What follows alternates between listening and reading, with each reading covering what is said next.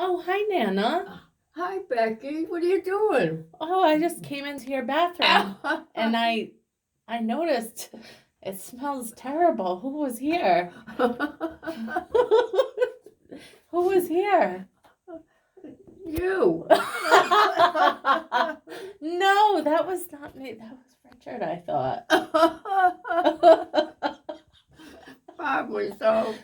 Oh, well, there is a magical thing we can do to help that for next time. All right. Squirt, squirt. It's called, what is it called, Nana? It's called Poo-Pouri. That's right. How do we use it, Nana? And we go like this.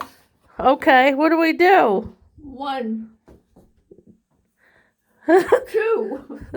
Woo! And then what happens? Oh, it smells beautiful now. It does. We'll have to teach him that about that for next time, huh? Right? Right. Okay.